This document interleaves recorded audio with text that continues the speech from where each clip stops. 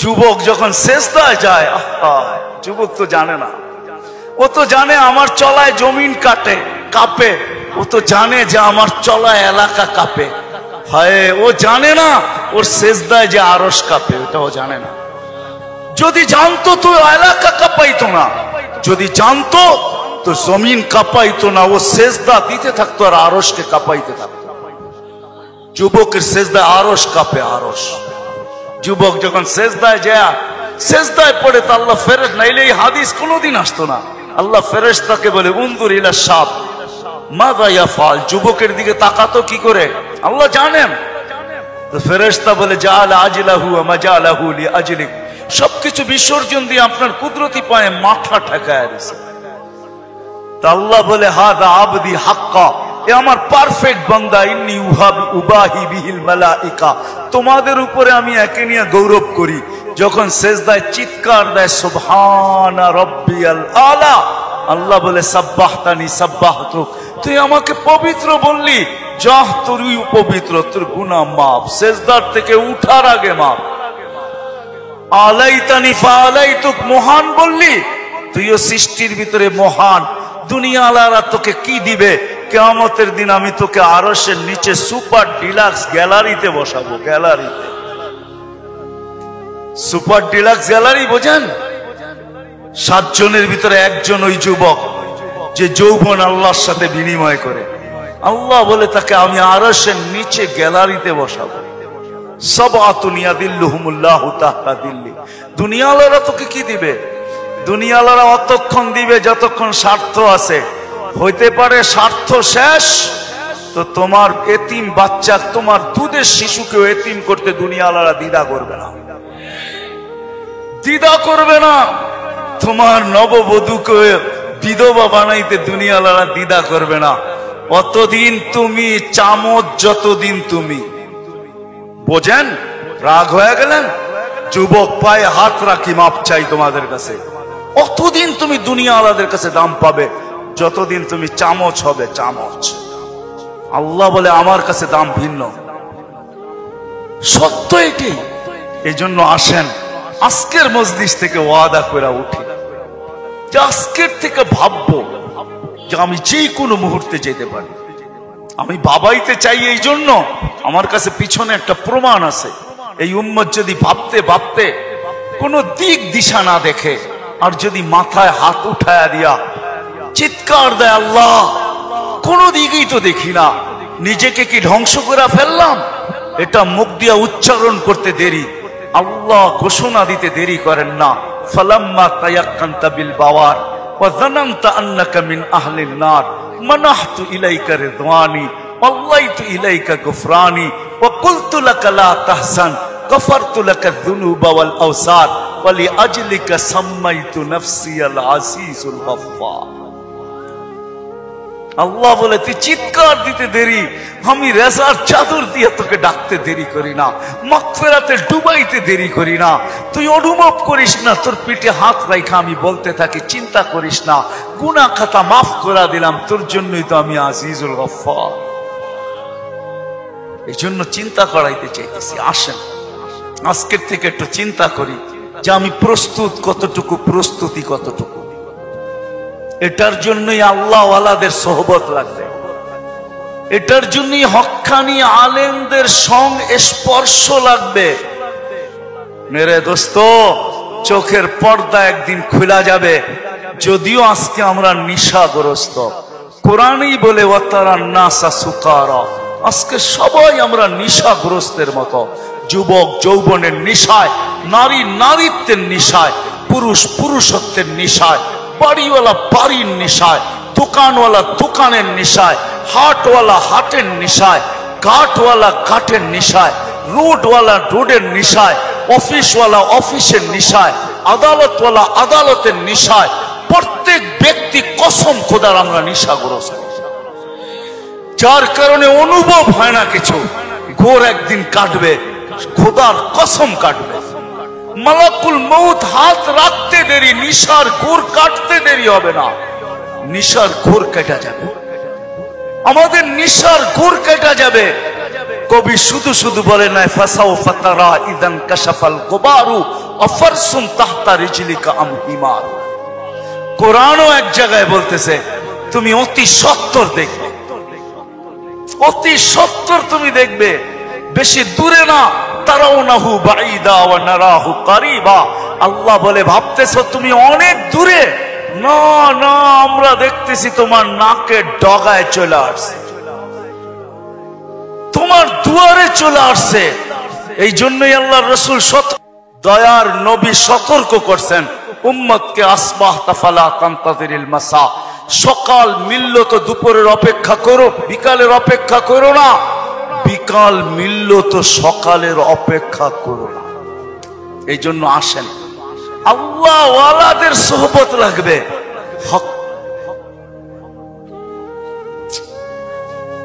আল্লাহ ওয়ালাদের সোহবত লাগবে, হক্কানি ওয়ালাদের সোহবত লাগবে।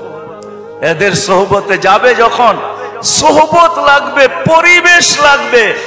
ওই পরিবেশে যখন যাবেন, ওই সোহবতে যখন যাবেন, ওই জায়গায় যখন যাবেন, তখন পর্দা আস্তে আস্তে সরতে থাকবে। সূর্য যেমন উঠতে থাকে তো ঘন কুয়াশাও আস্তে আস্তে সরতে থাকে। এক সময় সবকিছু ক্লিয়ার হয়। হক্কানি ওয়ালাদের, আল্লাহ ওয়ালাদের সোহবতে যখন যাবেন, তখন এই নিশা কাটতে থাকবে। গড়ে যখন আলোচনা হইতে থাকবে, নারী পুরুষ যখন আলোচনা করবে, তখন আস্তে আস্তে কুয়াশা কাটতে থাকবে। এই জন্য সবার কাছে দরখাস্ত, আসেন আসেন। লম্বা করার সুযোগও আমার কাছে নাই, কারণ আমি অসুস্থ, আমার চোখ উঠছে, তা নিয়েও আমি আসছি, কিন্তু ওয়াদা দিছি এই জন্য চলে আসছি। আমি আসছি গত 9 তারিখে, 1 মাস টানা সফর করার পরে আমেরিকা থেকে আসছি। আসার পরের দিন থেকে অসুস্থ, আর প্রতিদিনই প্রোগ্রামে যেতে হয়, কেননা ওয়াদা। এরা কি জবাব দিবে মানুষের সামনে? ইজ্জত বেজ্জতির প্রশ্ন বিদায় চলে আসছে, বিদায় শেষ জায়গা আমি চলে আসছি। আসেন ভাবি, ভাববেন তো? পাক্কা ওয়াদা করতেছেন? হ্যাঁ, আরে চিন্তা করেন, ওই উম্মত কেন চিন্তা করবে না যার চিন্তায় 60-70 বছরের ইবাদত রাখা আছে? লা তাফাক্কুরু সাআতিন খায়রুম মিন ইবাদাতি 60 আও 70 সানা। ওই উম্মতের চিন্তার কোনো প্রয়োজন ছিল না। সে চিন্তা করবে তো করবেই বা কেন? তার চিন্তার ভিতরে কোনো ওয়েট ছিল না, ওজন ছিল না, কোনো বিনিময় ছিল না। এই উম্মত চিন্তা করবে না তো করবে না কেন? যার প্রত্যেক চিন্তার মুহূর্তের বিনিময় 60-70 বছরের ইবাদত দেওয়ার জন্য আল্লাহ প্রস্তুত। নাইলে এই হাদিস আমাদের দুয়ার পর্যন্ত আসতো তো আসতো কেন? একটু বিবেক দিয়ে ভাবেন না? আল্লাহ বিবেক দিছে, ভাবেন, ভাববেন না কেন? ভাবেন, আপনি ভাবেন, ভাবনার দ্বারা কি হবে? একটু আগেই তো আমি হাদিস শুনাইলাম, এই উম্মতের ভাবনারও ওজন আছে। এই উম্মত ভাবতে দেরি, আল্লাহর রহমত উম্মতের দিকে ছুটে আসতে দেরি করে না। এই জন্য ভাববো, হক্কানি আলেম আর আল্লাহ ওয়ালাদের সোহবতে যাব। যাবেন তো? হ্যাঁ যাবেন? হ্যাঁ, কমসে কম নামান, কমসে কম নিজের নামটা লেখায় রাখেন, কাজে দিবে। জানি না কথাটা কতটুকু সত্য কতটুকু মিথ্যা, কিন্তু ছোটবেলার থেকে ছুঁইনা আসতেছি, এই জন্যই বলতেছি। আবার দেখতেছি যে কথাটা আসলেও সত্য। ইউসুফ আলাইহিস সালামকে যখন বুড়ি কিনতে যান, তো সবাই বলছে বুড়ি তুমি কিনবে তো কিনবে কি কইরা? টেন্ডার তো সবার আগে শো কইরা বসে আছে মিশরের বাদশাহ। এক টেন্ডারের উপরে যাবে তো যাবে কে? সবচেয়ে বড় বুলি সে লাগায় বসে আছে, তুমি কিনবে তো কিনবে কি কইরা? বলছে আমি কিনতে যাইতে চাইতেছি না, আমিও জানি কিনতে পারবো না, কিন্তু আমি চাই লিস্টিতে আমার নামটা থাক। কিয়ামতের দিন যদি লিস্টি খোলা হয় যে ইউসুফের ক্রেতা কে কে ছিল, আমার নামটাও যেন আসে। সত্য এটাই, কিয়ামতের দিন হক্কানি আল্লাহ ওয়ালাদের, ওলামাদের লিস্টিও খোলা হবে। লিস্টি যদি খোলা না হইতো তাইলে এই কথা আমার কাছে কোনোদিন পৌঁছতো না। এই উম্মতকে আল্লাহ ডাইরেক্ট জাহান্নামে পাঠাবেন না, ফয়সালা হয়ে গেল পাঠাবেন না, ডাইরেক্ট পাঠাবেন না। অন্য উম্মত ফয়সালা হবে সিধা জাহান্নামে, এই উম্মত যাবে না। এই উম্মতকে আল্লাহ এক জায়গায় নিয়ে জড়ো করবে। জড়ো করা বোঝেন তো? একত্রিত করবে। ওই জায়গায় নিয়ে করবে যেই জায়গা দিয়ে আলেমরা জান্নাতে যাবে। যখন আলেমরা ওইখান দিয়ে অতিক্রম করবে তো আল্লাহ পুরা মজমাকে বলবে কে কাকে চিনো, কাল লিস্টিতে কার নাম আছে তাড়াতাড়ি ধরো, চলা কিন্তু গেল। তো যায়া ধরবে, হযরত আপনার লিস্টিতে তো আমার নাম আছে, আপনাকে তো আমি চিনি, মহব্বত ছিল, ভালোবাসা ছিল, আসা যাওয়া ছিল, উঠা বসা ছিল, চলাফেরা ছিল, খাওয়া লওয়া ছিল, আর শুনেও আসতেছি আপনারা সুপারিশের অধিকার পাইছেন, আল্লাহ আপনাদের সুপারিশ কবুল করবে, আমাদের ফয়সালা জাহান্নাম হয়ে গেছে, একটু যদি হাত উঠায়া দিতেন হয়তো নিষ্কৃতি পাওয়া যেতাম।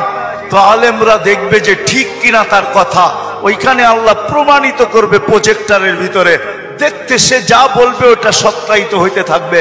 তারপরে আলেমরা সম্মিলিতভাবে আল্লাহকে বলবে আল্লাহ আমরা জান্নাতে যাব না।